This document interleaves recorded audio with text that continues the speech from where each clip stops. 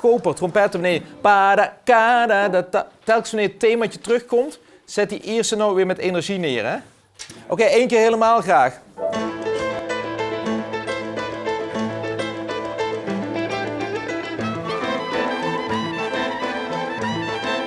Ja, dat weekend was een prachtig weekend. Maar wel de zwaarste muzikale en ook qua weerbeleving.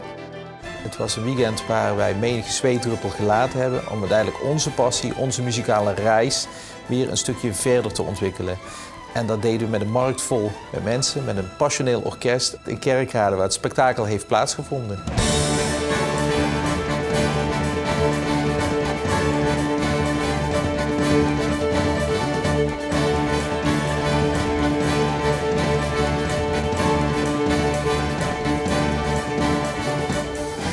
De aanloop naar een concert is altijd spannend. De orkestleden studeren apart, ik studeer apart, bij ons in de kelder of op zolder. En uiteindelijk kom je samen en dan wil ik dat iedere noot al gestudeerd is.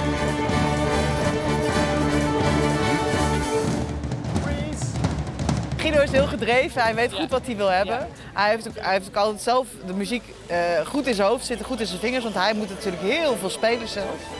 En dan is het met zo'n orkest gewoon gaan. Mijn taak is het om een soort muziekregisseur te zijn en gewoon interpretatie te geven aan de muziek. Dus ik wil niet dat ik een violist moet vertellen hoe hij zijn noten moet spelen. Dat weet hij donders goed. En is een muzikant niet voorbereid? Nou, dan ben ik heel dwingend en dan corrigeer ik. Vind ik ook leuk om te doen trouwens. De meeste mensen kennen elkaar echt al wel jarenlang. Dat maakt ook wel het verschil. Je doet samen concerten en je gaat samen optredens gaan doen overal. En daardoor ontstaan er altijd anekdotes en leuke situaties en zo. En dat maakt een groep hechter. En daardoor wordt er volgens mij ook beter gespeeld.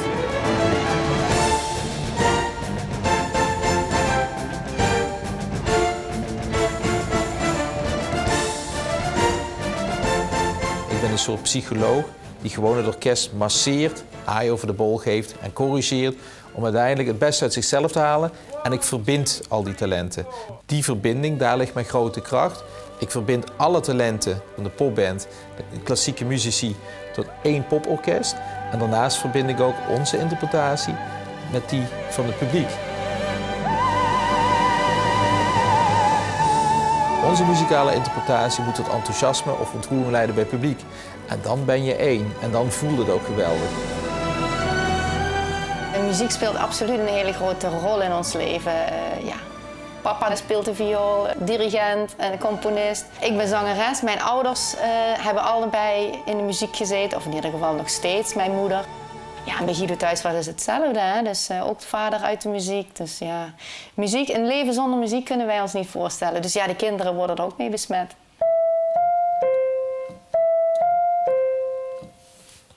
Kijk, en vergeet niet, niet deze, maar deze. Nou, onze dochter die kwam naar me toe. Ik zat achter de piano, zegt ze. Ik ga optreden in Kerkrade, papa. Ga je optreden in Kerkrade? Ja, ik ga voor oma zingen, want die is jarig. En ik ga het nummer Voor Altijd doen. En voor mama mag het. Ik zeg, voor mama mag het? Ik gecheckt, hoorde ik vanuit de keuken al. En die zei, nee, niks van waar. Ik zong dat liedje, ik koos het nog net gans toen. Dat hou ik om mijn kop. En toen zag papa tegen mij en met Sophie mensen met mama samen oefent. En mensen het heel goed kennen, dan mag ze samen met mama op het podium zingen bij Kerkrade. Had ze dus zelf bedacht ze had gevraagd aan Wendy en Wendy had gevraagd, wil je ook wel eens een keer bij een concert zingen? Want dat vindt ze zo leuk, dat zingen. Dan had ze gezegd ja, maar had zij meteen verteld, ik ga in Kerkrade zingen op het grote podium. Ze wil meteen groot, een mooie jurk. Maar waar mag mama je even? Dat begint er met een grapje. Maar dan hebben we eerst achter de piano een beetje geoefend. Vooral Wendy doet het zanggedeelte. Dus dan krijgt ze thuis spelenderwijs een beetje les. En ik denk dat ze wel gaat doen. Die andere. Nee, schat, dan huren voor Marco te haal zingen. Dat kunt. Eén keertje, oké? Oké, één keertje. Maar dan moet je wel dingen zingen. Ja. En dan gaan we En samen. goed uitspreken, hè? Het publiek kijkt wel. Zelfde ogen, zelfde mond, dezelfde laag. We gaan zich meer op elkaar lijken. Zal ik hem even opnieuw doen, want dat ken natuurlijk niet. 6,5 is ze nu. Dus we hebben het ook heel netjes gevraagd, omdat het 's avonds laat is, aan de inspectie of ze mag zingen. En gelukkig hebben ze, omdat we alles wel zo goed mogelijk willen regelen, dat ze voldoende rust heeft. Hebben we toestemming gekregen. Daar is ze zo blij mee. En toen had papa gezegd, Sophie mag op het podium. En toen was ik echt van, jee. Ze zei ook, zeg echt dat ik het heel graag wil. Ik wil de mensen blij maken met mijn muziek. Ja, dat is toch geweldig? En dan was je blij, ja, Sean. Ja.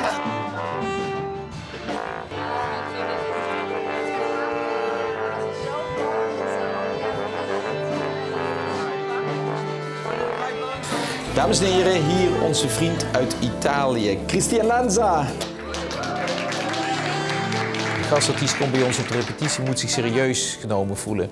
Dus ik doe het niet 1 keer door, ik doe het ook nog een 2e keer, ik doe het ook nog een 3e keer. Maar ik ben ook wel dwingend voor de gastartiest wanneer hij niet voorbereid is. Luna tu, quanti sono i canti che risuonano, desideri che attraverso i secoli.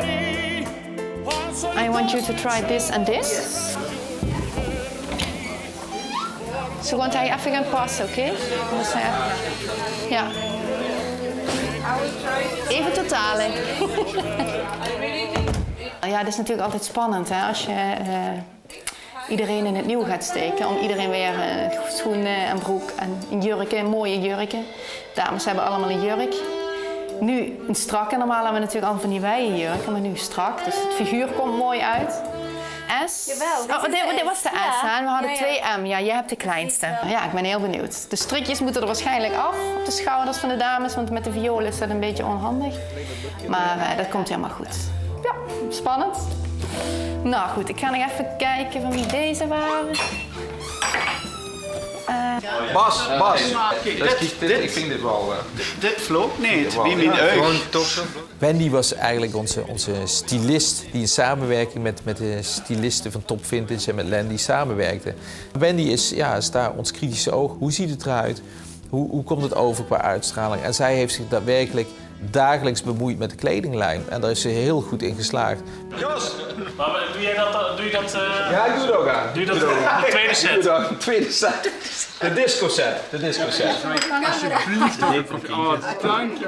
Limburg, maar ook Landgraaf kent vele grote talenten op allerlei muzikale gebieden. Hier hebben wij DJ Kim K. Het nummer Fiesta van Kim K is een echte crossover tussen orkest en DJ. Keyboardplayer Falco en ik hadden een geweldig idee om een nummer te schrijven wat een beetje op zo'n moderne, dance-achtige, Latin-achtige groove gebaseerd zou kunnen zijn. Toen zijn wij uiteindelijk naar Kim gegaan en zeggen we, Kim, zullen we gaan brainstormen om te kijken of we gezamenlijk een mooie compositie kunnen schrijven. Ja, Guido is met mij in contact gekomen, is bij mij thuis geweest en zo zijn we in gesprek gekomen en dat heeft tot hele leuke dingen geleid. We hebben samen een nummer gemaakt. Ja, en daar is een mooie Spaanse tekst bij geschreven en Guido heeft gevraagd of ik dat wil zingen. Dus. Roy heeft een tekst gekregen die Wendy thuis bij ons op de bank geschreven heeft. Een tekst die over het feest des levens gaat, het feest van de melodieën. Dus Wendy heeft een prachtige Spaanse tekst geschreven. En ze heeft de mooie lyrics uiteindelijk doorgestuurd naar Roy, die dan weer zijn draai en interpretatie aan het nummer geeft. En ik heb de house versie ervan gemaakt, dus de beats eronder, een beetje meer opbouw erin gedaan. Dan krijg je dat die werelden samenkomen. Vocalist, DJ, orkest en lyrics writer, Wendy in dit geval. Heel mooi. Ja, zeker. Oké, hula paloo. Nou, dankjewel. We hebben de mannen helemaal niet gekeken met de accessoires, maar ja, het zou wel goed komen. Ja, heb je het al uitgepakt en geprobeerd? Nou, ik heb ze niet. Wil je even kijken? Ja. Oh, ik heb dus niet gezien. Deze had ik dus voor de pianist. Oh, leuk, ja. Dit petje had ik voor de saxofoon. Maar ik heb het niet opgezien hoor. Maar dit hebben ze nu natuurlijk net niet. Kan wel. Ik zou het gewoon even proberen. Want ik zou ook even niet. Weet jij hoe je moet strikken?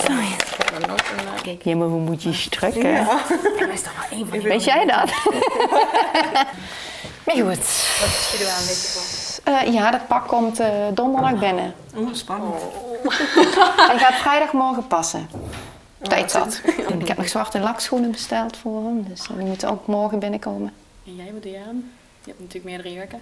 Ik heb er 6. Oh. Wil je ze zien? Ja. Ja. Oké. Is dat toch niet de droom van iedere vrouw?